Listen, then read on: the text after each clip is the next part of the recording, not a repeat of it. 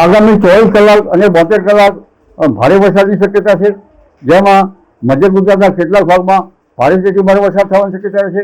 અમદાવાદ, ગાંધીનગરમાં પણ મુસળધાર વરસાદ થવાની શક્યતા છે.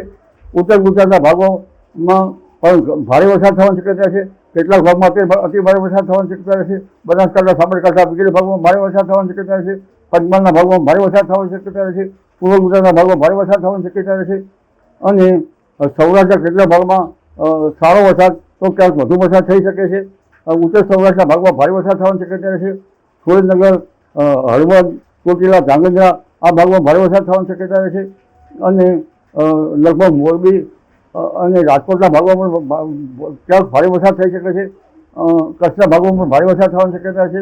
સૌરાષ્ટ્રના ભાગમાં સામાન્ય હળવા વરસાદથી 2 ઇંચ 3 ઇંચ તો ક્યાંક 4 ઇંચ જેવો વરસાદ થઈ શકવાની શક્યતા રહે. એ સૌરાષ્ટ્રમાં વરસાદની તાતી જરૂર છે. અને આ વરસાદ કોઈ 1-2 જગ્યાએ વધુ થઈ શકવાની શક્યતા રહે. જામનગરના ભાગોમાં પણ ભારે વરસાદની શક્યતા રહી શકે છે. જી.